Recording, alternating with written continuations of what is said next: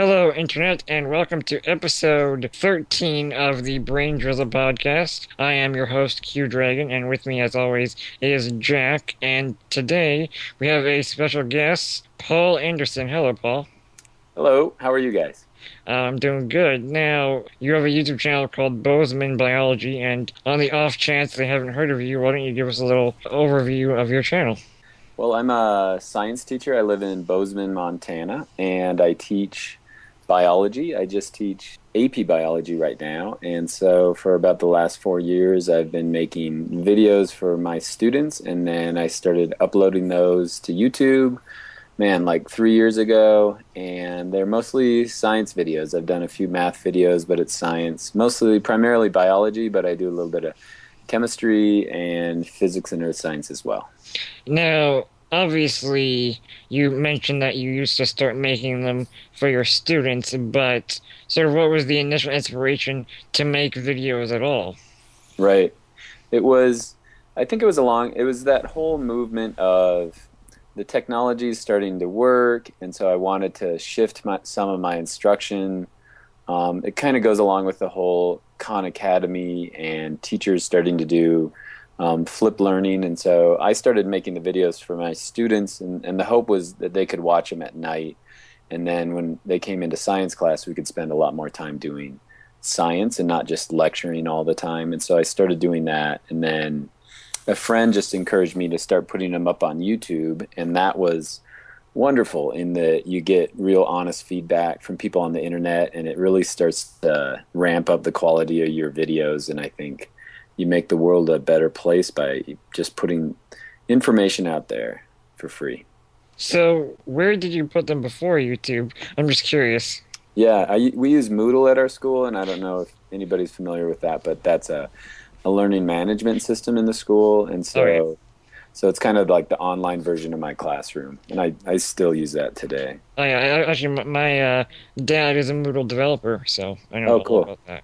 So that's really cool. So I was in high school not long ago, and in general, teenagers are terrible people. So why would you put yourself through teaching?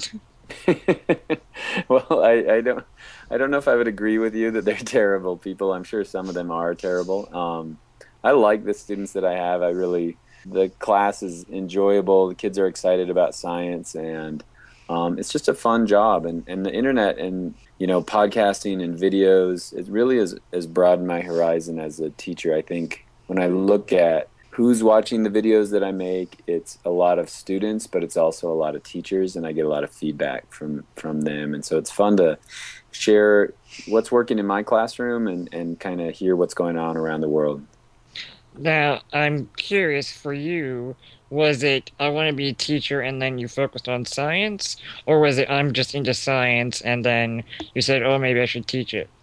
Yeah, that's a good question. I started like everybody going to college. You don't really know what you want to do. And so I initially wanted to go to med school, and then that didn't really seem like my scene. And then I was going to be a biologist and got very interested in the sciences. And then I realized I had to get a job. And so I went in and got my education credentials, and it seemed real natural from the first time I got in an education class and started doing some teaching. It seemed like something that I could do well. And so, I mean, my dad was a teacher, my grandma was a teacher, a lot of my relatives are teachers. And so, yeah, it's been a nice fit. And I've almost been teaching for 20 years, and I still enjoy it every day. That's really cool. I'm always curious about how people sort of decide what videos to make and how they make them, because I find that your videos have a very unique style, like how you integrate your video feed and then all the imagery and all the graphics and stuff. It was mostly from feedback from my students. And so the first video I made was maybe 4 years ago. I'm interested in computers, interested in technology. And so the whole idea of screencasting was a big deal then. And so I was using it to learn how to use different technologies. And so I thought I would do it with my students. And the one thing you learn right away is that they'll tell you exactly what's wrong. And so some of the first videos were boring. And then some of them were like, we'd like to see you in the video. And so I put myself in the video. And then they were kind of boring, so I added music in the background, and they said, "This is awful. We can't hear what you're doing." And I had a really funny pair of headphones that I wore, and they loved those, and then they made fun of those, and then it's just kind of feedback you get over and over again. And so for me, I've just kind of settled into this method of making videos where I develop my keynote presentation, the things that I want to talk about, like I would do in my class. And then when I record it, I just have the video going. And it's weird. I think for some learners, they like that connection of seeing somebody there so they can make a connection to it. And I think everybody's going to do it in a slightly different way, but it works for me. And I've got better and better at it. I realized right away that if I obsessed about the quality of the videos and trying to make it perfect, that I'd never make any. And so what my general rule is if I screw up in the first 30 seconds, I might start over, but I generally just go. And if I screw up or make mistakes, then I think it just makes it a little more authentic. And that allows me to make quite a few videos quick. Yeah, and if you make a mistake, that's what annotations are for. Right. So, what has sort of been your favorite category of topics to make videos about? Because, I mean, you do sort of focus on biology a little bit, but it is quite a broad spectrum of topics. Right. I think it is. I mean, there's a lot of videos on the internet that are, I don't want to call them just entertainment, but they're edutainment, where it's trying to get people to watch the videos by discussing something that seems really interesting and amazing. And I like to watch those videos as well. I mean, I'm subscribed to videos that are just interesting, but I think that there's not a lot of videos out there that are just straight education. And so some of the things I've done is, for example, I went through the AP biology curriculum. I did this during summer, and I kind of went through and said, here's the curriculum. This is what you learn in AP biology. These are the 55 things that you have to really understand. And so I made 55 videos that cover each of those. And so a third of my videos are like that. I'm going through the content, the curriculum, and then trying to make it understandable to teachers and students. A number of my videos are kind of video blog talking about what it's like to be a teacher. I did one on why teachers should be teaching evolution. And so those are kind of more video blog. And then some of them I just get interested in and stuff that I really don't understand. So water potential is one in biology that I've always really struggled teaching to the students. And so it's fun to just kind of focus on something and try to make a video that you would be interested in watching because it would make it a little more understandable to you. And those are ones that you always have on your brain, like, what's the next one that I would like to make? Yeah, so I guess it's a lot of different ways I kind of decide on what video I'm going to make. Going back to the evolution videos, I thought that was really awesome. I mean, my background on YouTube is sort of from that whole debate world. So how was that video received generally? I mean, if you do any videos related to, I mean, I've done tons of videos on evolution, natural selection, evidence for evolution. If you're going to teach biology, you really have to start with a real thorough understanding of evolution. And so I realized quickly that the comments underneath those videos are just going to kind of descend into this creationism, evolution argument back and forth. And so I try not to get into that debate. I just don't think it's me talking about. Well, honestly, I think evolution and natural selection is such a well-accepted theory in biology that I just try to concentrate on the science and focus from that. The sad thing is that a lot of science teachers just avoid the controversy, and that was kind of what that video was about. Something like 70% of biology teachers in the country are not teaching an hour of evolution throughout the year, and I just find that really disconcerting. Jeff? Tagged in! Okay, first and foremost, I need to know, are you going to be recommending that your students listen to this podcast? I'll probably put it on social media, so I'll probably put it on Twitter and things like that. Wow, you're busting my nuts, because we like to keep things a little bit more adult-friendly on this particular podcast, but I'll do my best to clean up my act.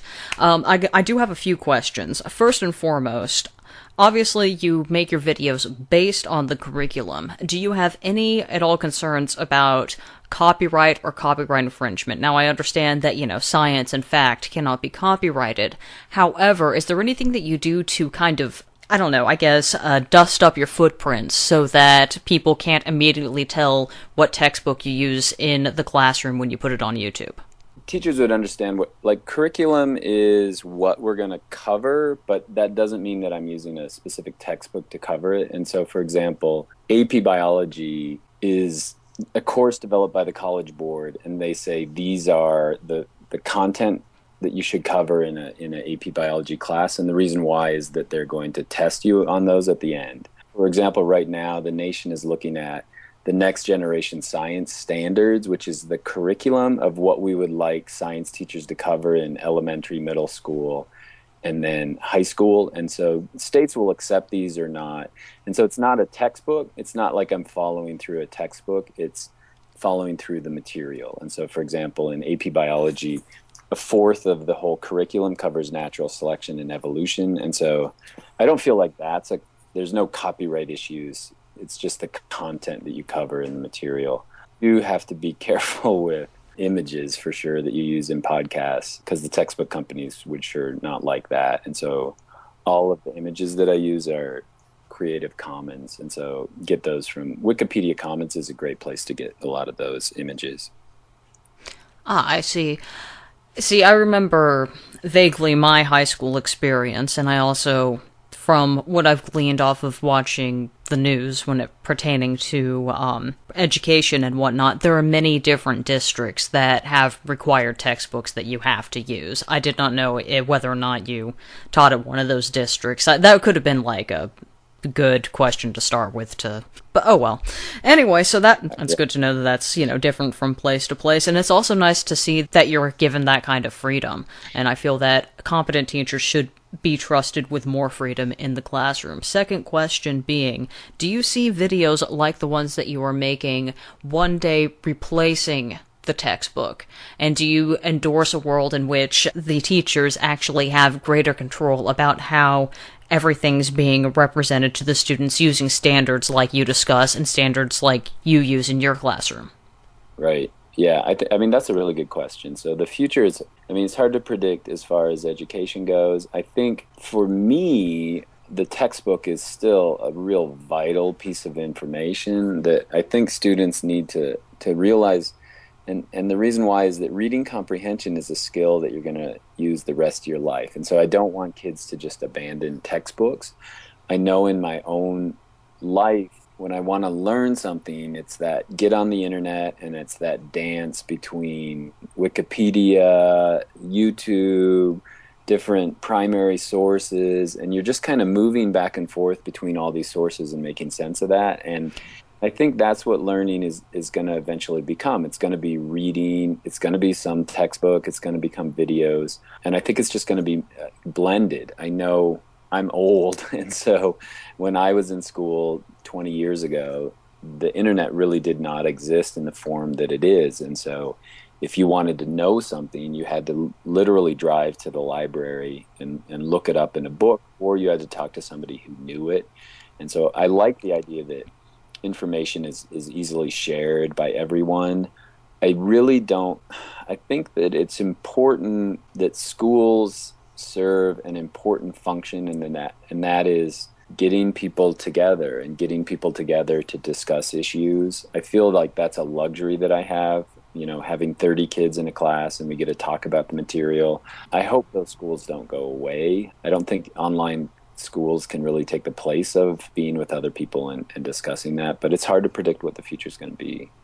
Well, actually, that brings up a question I had about the curriculum. These next generation standards seem awesome. Quarter of it is evolution related, but like just hypothetically, you are in charge of everything. Would you make any sort of changes to the curriculum that would be seen as a major? Yeah, I don't think so. I think the curriculum is good in that it's going to address some things that you're not going to see in schools right now. And so really, people who aren't involved in education don't understand that it's so different. Like, it's state by state. Every state is going to be different. And so if you're in Texas, for example, you're going to have the same textbook as everyone else in Texas, and it's not going to have a lot of evolution in it. It's simply not going to be there. And so states like that are not going to accept the science standards, but at least it's pushing us in the right direction in a couple of good ways. It's pushing us in the right direction because it's including a lot more about evolution, and it's including a lot more about climate change, and those things, have been neglected in science classrooms. It's sad because evolution is not inherently understandable. There are some things that are just non-intuitive about it. And I think climate change is the same thing. And so people who claim that these are just theories or something like that are preying on the innate difficulties in teaching and understanding the materials. And so that's tough because it kind of stands in the way of true education. Something I'd like to bring up. I read that a majority of the nation's textbooks are published and put together in Texas. So what happens in Texas, pretty much, it does not stay in Texas. So seeing and hearing about these new diversified classrooms that use many different sources and not just the textbooks. Now, I remember in my experience back in the day, I was just seeing the beginning of this. We were just seeing the beginning of this, in that the teachers would have our textbooks that we used, and then they would have a secondary set of classroom textbooks that they themselves just liked. And they would pass out these issues of the textbooks to use whenever there was the lesson that they wanted to take out of the secondary textbook. Sometimes it was the old textbook, sometimes it was just a set of 30 that they picked up somewhere and stuck in the classroom. And then there was also the ever-present copy printouts, packets that would get passed out to us. But it was all still book form, or it was placed on the projector, one of the two, or VHS, all of these different VHS presentations of different things. Basically, going from that to the internet. I remember once I actually had a classroom project. I had to make a commercial for a product, whatever product I wanted, in German. And I did a product for an Antichrist detector, because, I was that kind of the gothic smartass quoting Monty Python all the time. I did not get the grade, because the project was done on the computer. I had uploaded it online onto newgrounds.com, and you could not go to newgrounds.com from the school computers. The internet once ate my homework. Going from that to what you have now, I mean, it's like, I imagine walking into a modern classroom to be almost unrecognizable, and I'm very, very, very encouraged by this diversification trend, because it takes the power away from a few people who want to try and control the information for their own ends. Right. I think then a lot of classrooms you might have that textbook has now become my Moodle class. And so that's like an online version of my textbook. And it includes text, but it also includes videos, it includes activities. There are wikis, kids are interacting with each other. They come to class and grab an iPad right away, and that's with them throughout the whole class. And, the classroom doesn't end when they leave the class. The classroom extends at night, and when they can grab a few minutes in the library or whatever. And it is neat. It's a time where teachers really are in control of making that class the way they want it to be. A lot of people still think it's just a textbook, and so they try to ram this idea of a textbook and just say, oh, if we just put it on an iPad, then everything's solved. I don't think they understand how the concept of a textbook is it's just changed forever. Now, sort of going from Jack's idea of that, it's good that power to decide what information gets talked about being more on a teacher basis. I'm wondering, would you advocate for national science standards, since these new education standards seem so good? I think as a country, it's something that is important. I think our kids understanding science and being able to go into science and engineering and technology and fields like that, if we don't present them with science and how it works, we're kind of putting them behind a little bit. How do you feel about the American education system the way it is now? Right. That's a good question. I think if you ask people just on the street, they would say it's in crisis. A lot of people would just say we're falling behind other countries.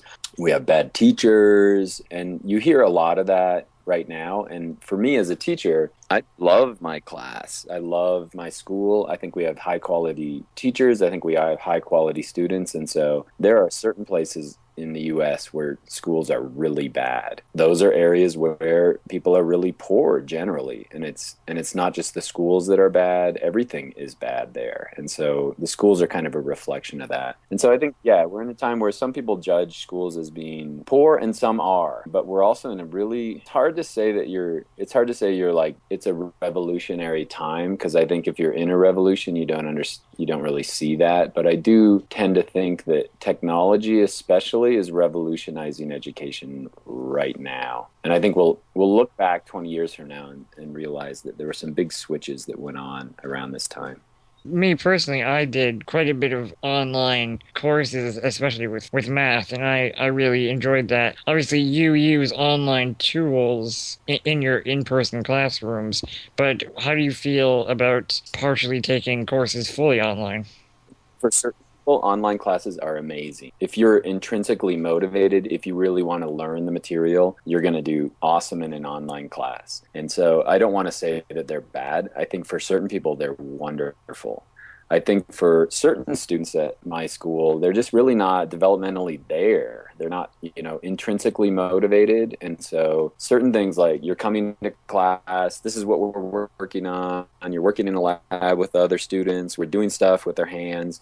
Like for some students, it's motivational. And so I think online is awesome, but I don't know that it's for everybody. And so I think we need education that kind of targets everyone. And for me, that is kind of a blended classroom where kids are using technology in the classroom, but we're also applying it in the science lab. It's nice to see the kids doing science this year. They're identifying a question that they want to answer, they're gathering data, they're presenting that data, and they're coming up with conclusions, and it's fun to just see them do that. So and I don't know if I could do that online. It's an interesting question.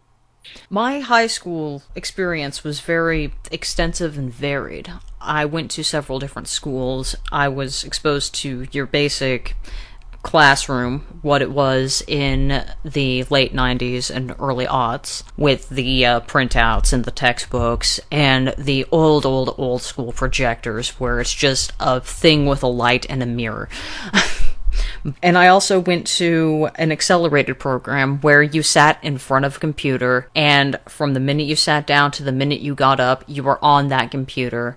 That's all there was as far as school goes. And there was a third school that I went to where it was kind of in between. Final period science class, actually. At the beginning of every semester, we had to do the scientific method unit. Even if you already didn't pass it, you had to do it again. You went through a semester's worth in a quarter. So so it was actually once every quarter, and you did a whole year's worth in a semester. It was completely compressed. And you had the computers along the perimeter of the classroom where you could sit down and do all the coursework that way, and you had the desks where you could sit down and do it traditionally, so the students could choose what they wanted. And if they sat down at the computer and weren't making much progress, the teacher could be like, up off there, you're back in a desk. Like, the whole school was like that. It was literally a complete blend between the traditional and the accelerated programs. And I found that one to be probably the most excellent education facility I had ever been in. I really like the term blended learning, and that's the idea that you're using online, you're using mobile devices, and then you're using the real world. Yeah, I think you're right. It seems to be efficient for a majority of students.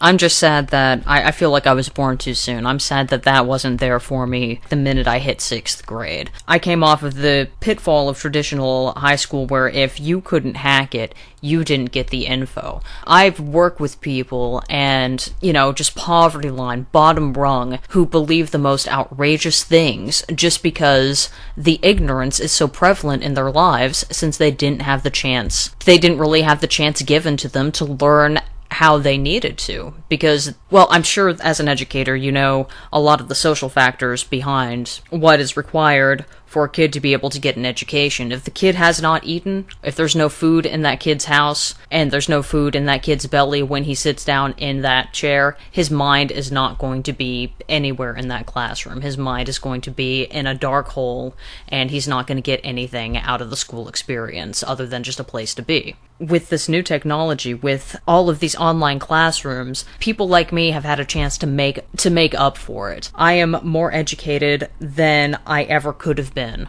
because the internet exists just as an adult, and thinking about what it's doing for education institutions, the everyday ones, not the special ones, but just the normal ones that everyday kids walk into, not the ones for the pregnant kids, or the delinquent kids, or the dropouts coming back like I was, but the ones for everybody. Is just the fact that they figured out, hey, if this works for the recovering 15-year-old alcoholic, maybe this will work for everybody else too. A novel thought.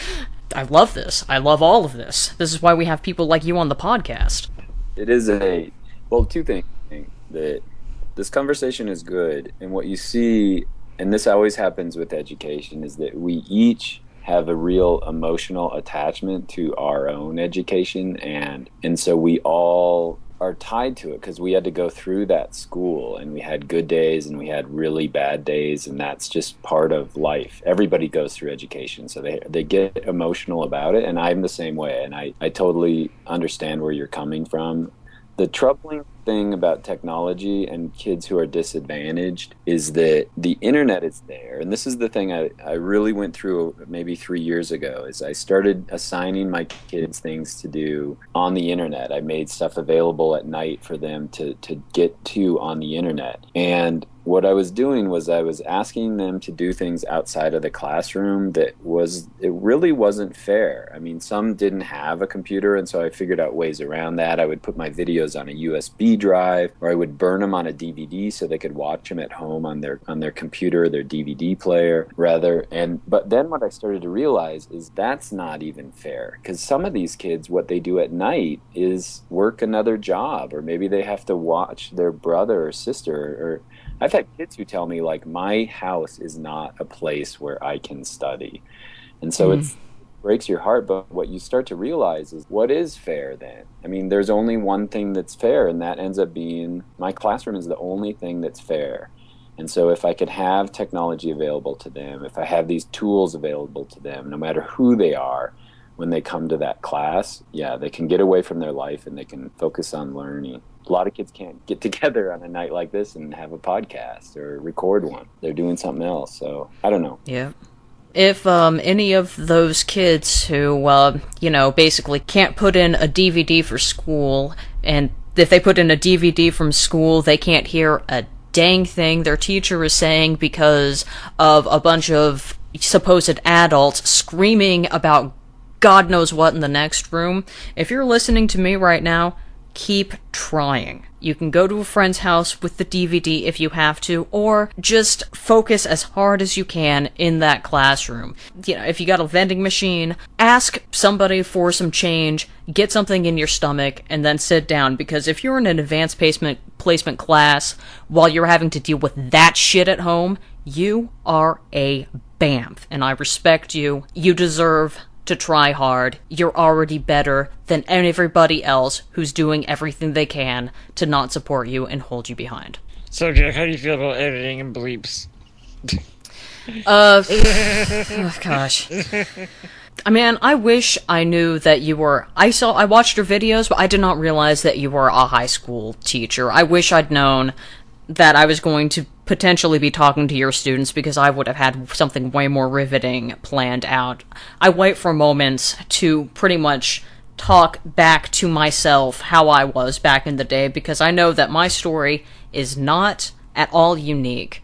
All the time, I try to be ready for these moments when I'm going to have to speak to a kid who grew up the way I did, or grew up the way that my friends did, and I can't believe that that was the best I could come up with. But I do know that I was not too proud to beg for spare change to be able to get something in my stomach before I tried to sit down in the classroom. Every little bit of knowledge that I got, even if it didn't show up on the test, even if it didn't show up on my homework or my grades or anything like that, every bit of knowledge that I got out of high school, I fought tooth and nail for.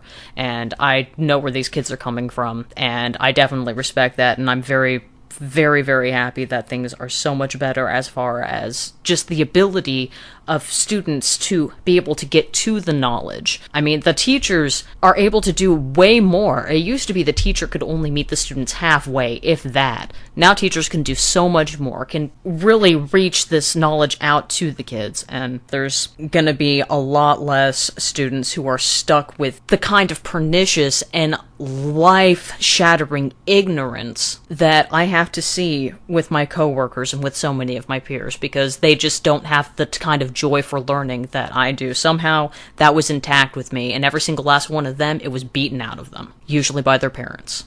Okay, I'm getting real preachy here. I'm sorry about that. Let's switch tracks back to YouTube. Yeah. Paul, I was wondering, do you ever worry about, like, if you're making videos about science curriculum and about sort of high school level biology, do you ever worry about running out of topics? Oh, yeah. I've got a list. I mean, I constantly get emails from students. Can you do this? Can you do this? Some of it's funny. I've got a test tomorrow. Could you whip up a podcast tonight? Because I don't really want to read this book. And so I got a list of things that people would like to do. I've got a list of things that I'd like to do. Honestly, the limit ends up being time. I'm a teacher, and so that's a full-time job. I'm a dad, and so that's another full-time job. It's just something that thankfully my family lets me kind of go away and do sometimes on the weekend, or I do it during the summer. And so, yeah, topics isn't the limiting factor for me. It's just time. What do you sort of see as the future of your channel? Just sort of more biology, more science, or any big plans?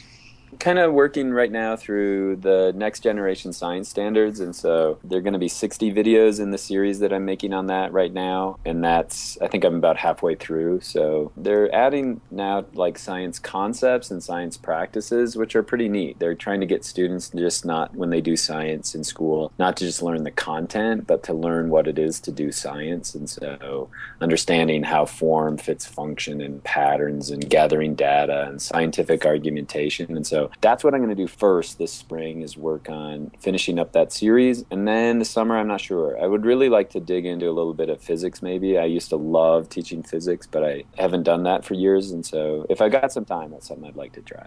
Have you considered telling your students about biohacking? What's that? This is like... Oh, I'm excited.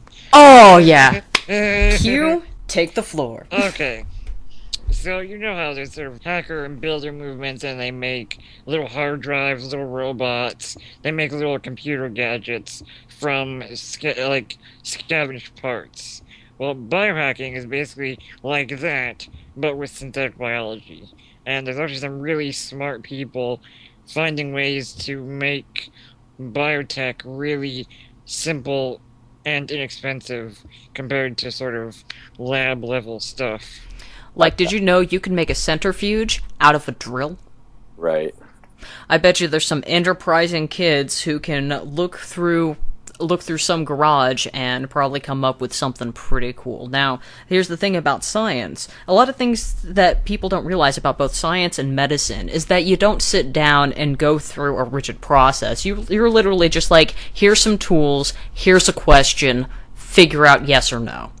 And it's completely open-ended. And I think that was like the one thing that I had trouble understanding about science from the get-go. It only clicked for me recently. And it's just one of the best things that I got out of learning about biohacking. Like, the best moment was just the sweetest regret I have ever felt was, why didn't this exist when I was growing up? I tell you what, the Radioactive Boy Scout was my hero, and I think that you should tell your kids about biohacking. I think that they will find that totally rad, because top of the science Ferris wheel has come down to us common folk, and with a little bit of money and a space to do it in, you can actually have your own legit lab, and it's amazing. You never knew that before because you always had to learn the scientific method at the beginning of every one of your classes. Oh man, start at the beginning. This is what photosynthesis is. Okay, I understand. I understand roots. All right, I get it. Oh gosh, there's tons of communities where like kids and adults and professionals and amateurs. They're just doing stuff in community labs, and it's just a really cool movement that's sprouted up relatively recently. Yeah, and it's pretty sophisticated. It's pretty sophisticated network. Obviously, things like this can spring up and get organized much faster than they could, since, when you accelerate communication, you accelerate organization, all of culture has become accelerated. I mean, I've seen massive social changes happen within the last 10 years. I've seen entire subcultures emerge and mature and transform into something totally new in the matter of less than a decade. And seeing the same thing happen for something like science, I mean, the dream is alive. Ignorance and the lack of education, it cannot keep its hold if we keep going in this direction. Kids, learn about biohacking. The sad thing is we've never done it, but we just will not shut up about it. We tried. You have the glassware. One day, man, one day we'll get that lab working. Yeah. He actually has some equipment ready to go. It's just a matter of time of, getting a team together and getting the rest of the stuff and getting a plan. Yeah. But anyways, Paul, I do recommend you look into that because it is really pretty awesome, like, community labs on a low budget can do in the field of biology and biotech. And you're AP Science, right? Yeah, I was just... Have that be the final. Actually biohack. Come on, do it. I just looked it up, and it does seem interesting. There are some things that are just prohibitively, and they're just too expensive, like polymerase chain reaction, but it looks like biohacking that seems possible. So we'll give it a look. Definitely. All right. Awesome. Well, I think our job is done, Jack. Yep. Paul, unless you had something else you wanted to mention, I think we'll stop taking up your precious time. Well, it was really fun. It was fun to listen to you guys talk about your schools and your views on education. I think it's an exciting time, and I really appreciate you letting me come on.